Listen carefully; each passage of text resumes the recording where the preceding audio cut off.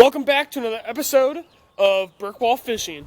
I'm your host, Tim Borowski, and today is Monday, March 19th. I unfortunately have not been posting lately. I've been to Grand Lake and Truman Lake. Grand Lake, I was there with the BFL, the FLW, the TH Marine, so that was pretty cool. I was a co-angler. I unfortunately did not catch any fish on both of my tournaments. One was at Grand Lake, one was at Truman for another FLW high school. And I did not catch any fish, so I do not do any videos. But I did recently just get my boat back from Dupo Marine, Illinois. I'll have them linked down somewhere in the video here. Put their address, give them a call if you need any boat problems, boat issues or whatever, and you need to fix your boat. They're freaking awesome.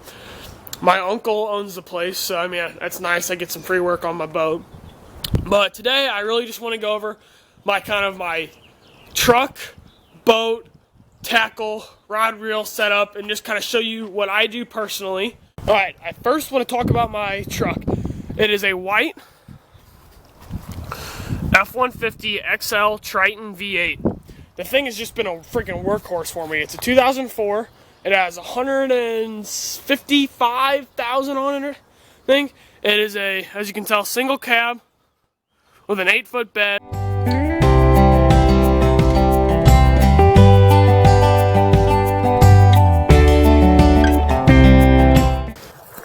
There it is, right here, baby.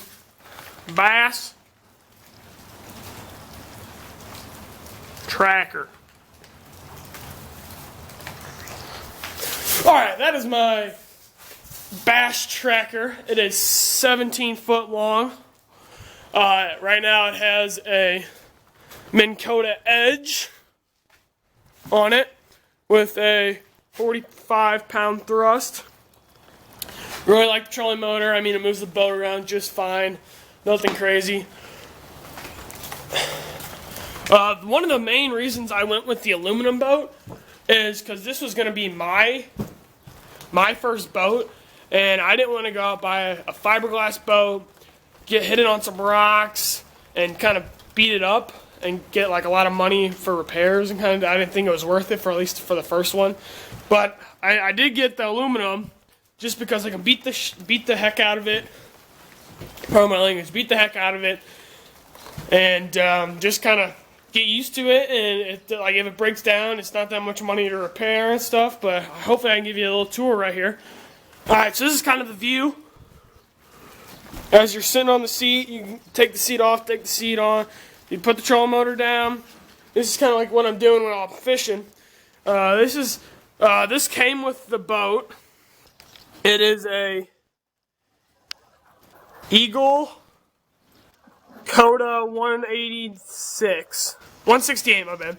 And it's just pretty much, it's not a very good fish finder, but I mean, it gets the job done. It pretty much just tells me water temperature and depth, which, I mean, on my first one, that's really kind of all you need.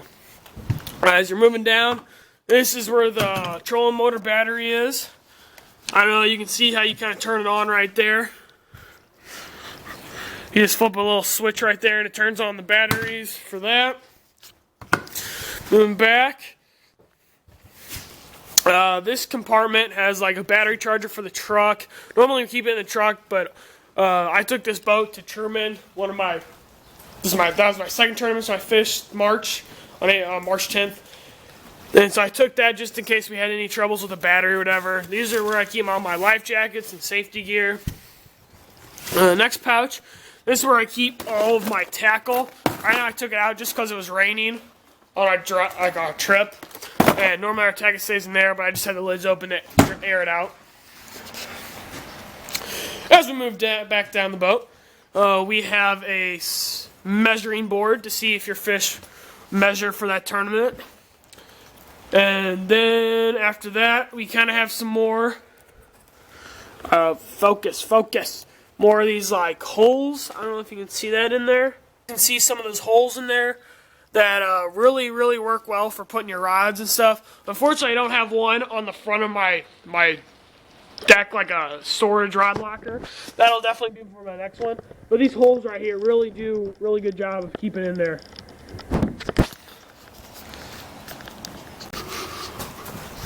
Alright, as we're moving back, this is the passenger seat. This is probably all what you guys want to see right here. Like I said, again, this is just my first boat, nothing crazy. Some of these gauges, I don't even know what they do, and some of them don't even work, but luckily the fuel gauge works. I don't think the miles per hour works, but these are kind of all my buttons right here. A horn, nav lights, interior lights, bilge, flasher, aerator. And then I also keep this thing right here. This is super helpful. This guy right here. It's pretty much just a lure retriever. Like if something gets stuck on the bottom, you put this on, attach this to your line, send it down there, and then shake it. And these little, the weight, it's probably like 2 or 3 ounces. It's pretty heavy. So normally that thing gets down there pretty quick, and then you shake it, hits the lure, breaks it off, shake it, and then normally these things connect to the hooks, and then you can pull it free. So that's a little bit of that. This right here is pretty much the only fancy thing I bought on this boat. It is a Humminbird Helix 7. It's pretty much the best 7 you can buy. It has like the maps on it, all of the crazy stuff that you need on a boat. So that's really cool. That's kind of the coolest, like the creme de la creme of our boat right now. And as we move back, as we're moving back in the boat, as you can see the console, kind of the ride locker moving back, the seats, nothing special. I mean, nice foam on there, but this is what's really cool. What you guys want to see? Well, this is the live well right here. I normally have this thing out. You can separate it between 1 and 2 kind of deal. I also have these choline balls in here. Just how you can keep your fish like in order. Moving back, these are pretty much just some storage. Nothing crazy in there, just storage stuff. A seat for your partner or your dad or whoever else wants to come. Hop down here. Alright, as we move to the back of the boat here, we got another Lowrance unit. It is a Elite 4X Sharp. So, I mean, it's pretty good for your buddy or dad or whatever back there, which is really nice. Under this compartment, we just have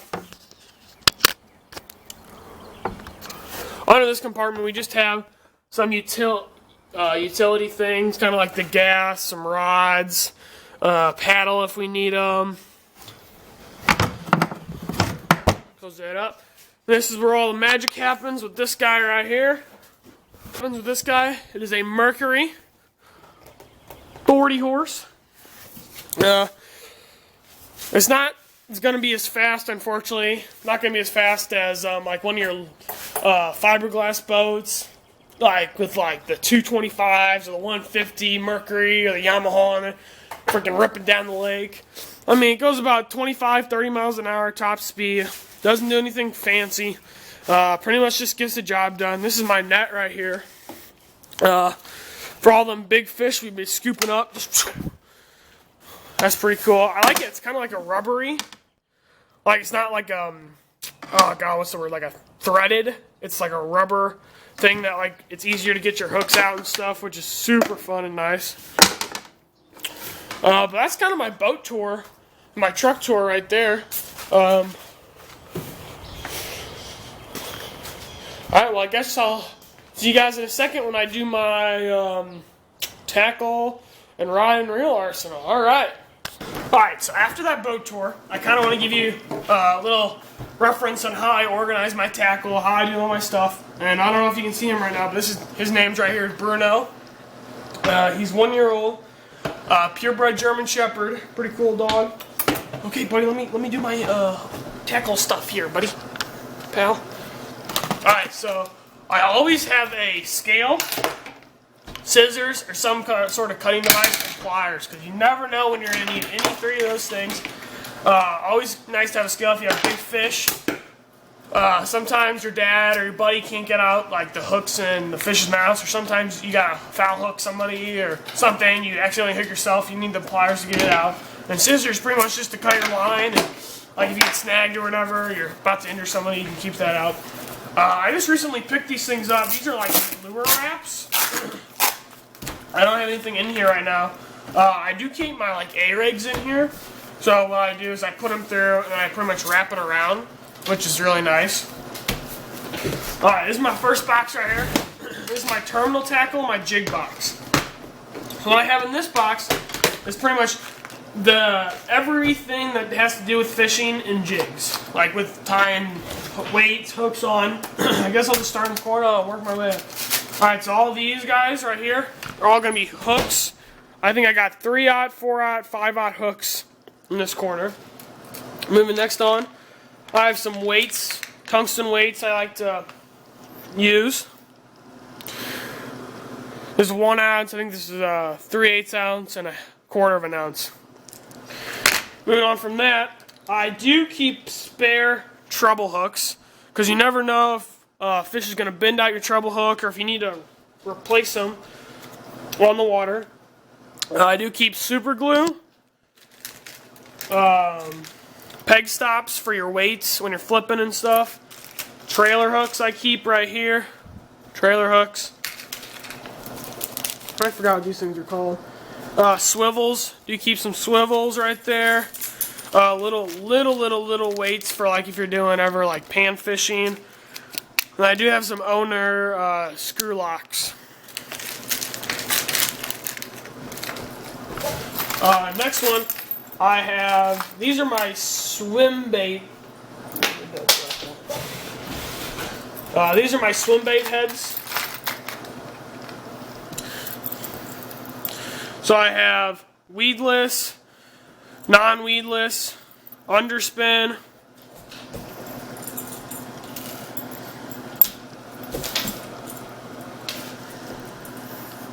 underspin. This is probably my favorite. This one, or the exposed hook. I like these two the best. I think they work the best as well. Moving from that, this is kind of all my wobble heads and my Ned rigs and kind of my shaky head setups. Oh, you get the gist. It's kind of my wobble head, shaky head, kind of if I'm ever using any of those. Moving on from that, I keep my swim jigs. And these are pretty good all year round. I normally like throwing these from the spring to summer transition swim jigs. Moving on from that, I have drop shot weights. If I get one out here. Ah. I like to use little small. I like to use little drop shot weights right there. After that, I have some tungsten and lead drop shot weights that I'm using. These are going to be my black and blue football jigs. These are the dirty jigs. I have some dirty jigs and what are they? Jacked jigs. Really vibrant colors. I'm really liking this jig. After that, I do keep some, I don't throw it too often, but some finesse jigs. Black and blue and green pumpkin, gotta have them. These are kind of some of my finesse jigs I keep. That I do have some tube weights. I'm not very big on throwing tubes, and maybe I can start getting into it more this year, but I have those if I ever need them. These are my football. Big presentation bait right there. See if that focuses.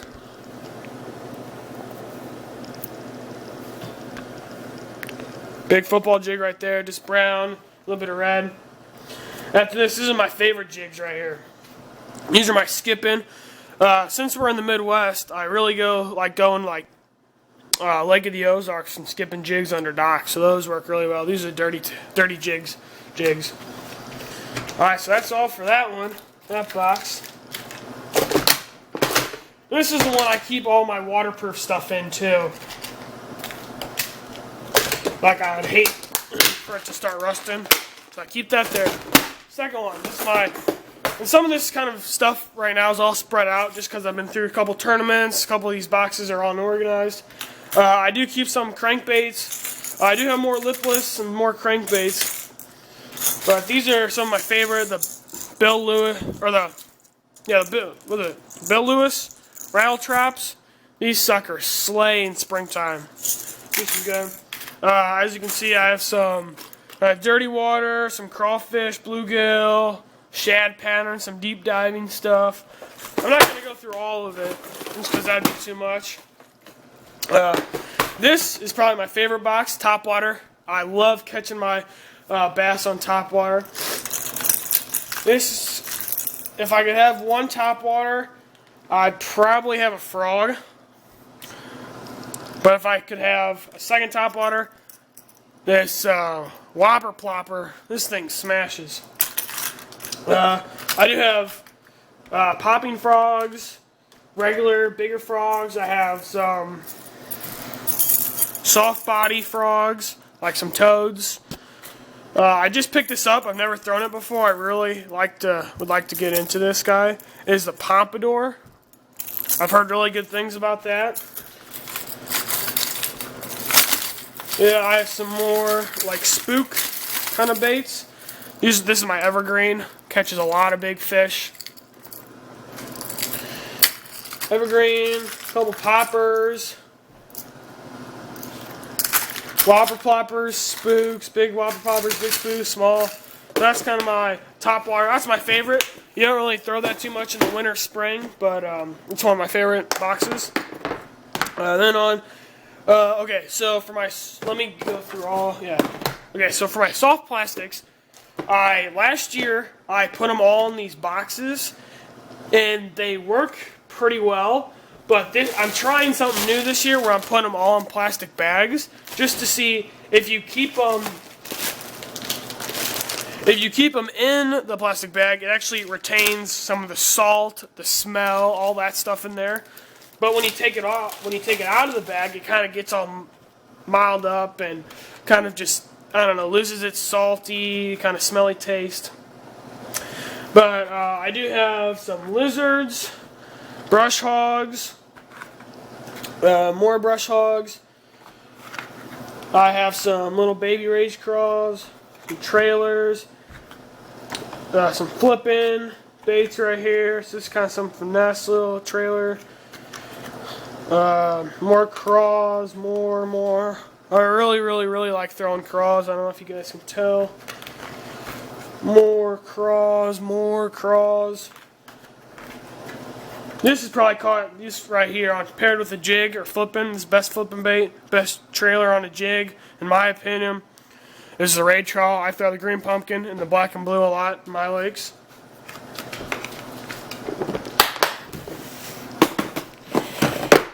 Like I said, most of my soft plastics are spread out between all of the boxes and all my things are spread out between the boxes and the plastic bags. Shoot, I get going soon. So this is kind of some of my worms. I gotta have the Gary Yamamoto Senko. Some of these finesse kind of worms. Big 12-inch worms always work. Gotta have some of these Ned rigs. This is probably the best hidden secret, these Ned rigs. They smash. That was the only thing I could catch my fish on the last couple tournaments.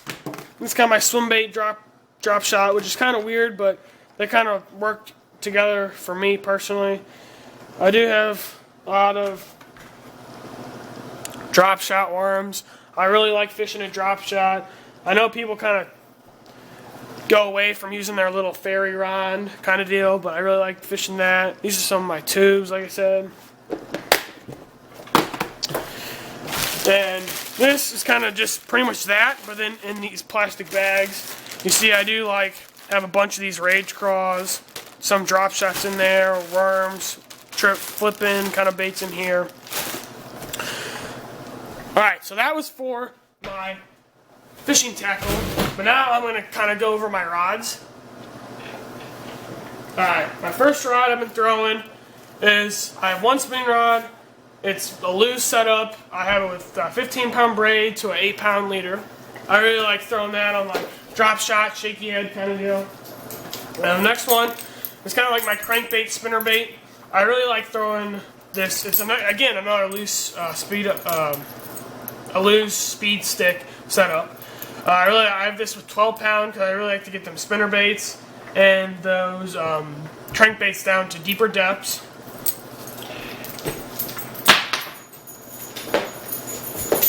My next one doesn't have anything tied on right now, but it's an Omen 13 fishing with a Shimano paired up together. I really like this setup too. I kind of just use this for jerk baits and like again little small jigs. This is not paired up, but it's a Shimano Curado 70 and just an Abu Garcia reel. I'm probably going to be throwing jigs and some like worms on Texas rigs. This last one is kind of my braid setup, my top water. It's again a loose setup. Right now I have an Alabama rig. I've been fishing that a lot lately. This one personally has been, these things have been ripping out, and just fish the bat. I wouldn't buy this one personally. But it's kind of my top water setup. I really like the braid, 65 pound I think's on there. Alright, so that's it right there. Alright, so I hope you guys all enjoyed my tackle, my rod and reel kind of setup. Please stay tuned. I am fishing about 15 to 20 tournaments this year.